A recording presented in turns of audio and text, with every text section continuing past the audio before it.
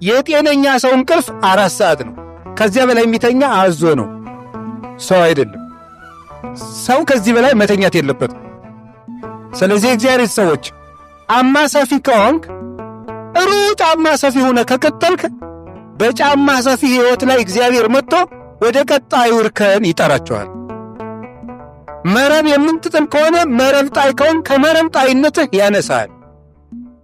ዝም ብሎ ሌት ተቀን ስለ ቃዡ የሚመጣ መክሊት የለም።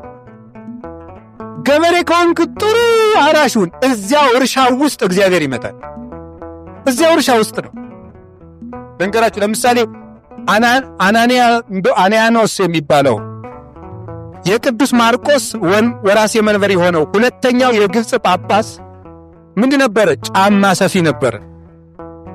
ጫማ ሰፊ ሲመጣ ቅዱስ ማርቆስ ሊሰብክ ግብፅ ሲደርስ የቅዱስ ማርቆስ ጫማ ተበጠሰችበት። ሊያሰፋ ከጫማ ሰፊ ሲሄድ ያ ጫማ ሰፊ የቅዱስ ማርቆስን ጫማ እጠግናለሁ ሲል የጫማው መስፊያ እጁን ወጋው። ያንን እጁን ማን ፈወሰለት? ቅዱስ ማርቆስ በአምላኩ ስም። ይሄንን አምላክማ እኔም አምናለሁ ብሎ ተጠምቆ ክርስቲያን ሆነ። ይሄ ሰው አድጎ ተማረና ሁለተኛው ጳጳስ ሆነ። የግብፅ ሁለተኛው ጳጳስ ጫማ ሰፊ ነበር እላቸዋል። ሰው ያለበት ቦታ ላይ ጥሩ ሥራ ከሠራ እግዚአብሔር ላይ ይጠራዋል። ያላችሁበት ቦታ ላይ አትዋሹ፣ አትስረቁ፣ በእውነት ስሩ።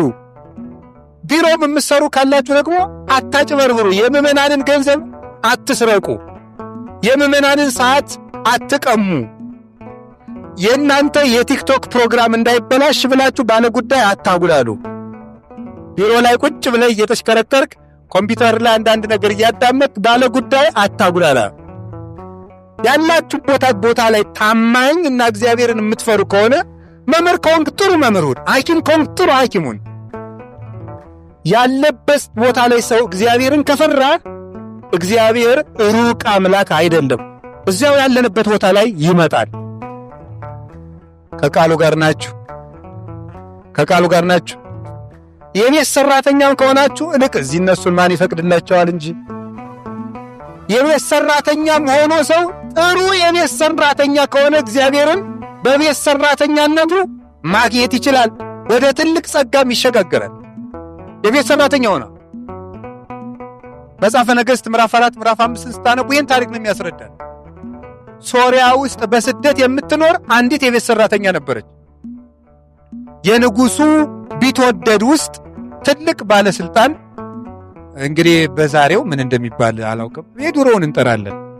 የዛሬው ትርጉሙ ካልገባን ወይም ከዛሬው ጋር ማዛመድ ካቃተን ለማንኛውም የንጉሱ ቃል አቀባይ በሉት ግድ የለም። እንደዚህ ሆነ ወይም ከፍተኛ ጦር አዛዥ የሆነ ሰው ነበር። አብራልን ብለን ነው ጾመ ነቢያት የምንጾመው። መድኃኔዓለም ዓይናችንን ያብራልን፣ ከነቢያት ክብር ያሳትፈን፣ ክብራቸውን በላያችን ላይ እንደ ልብስ ይጨምርልን።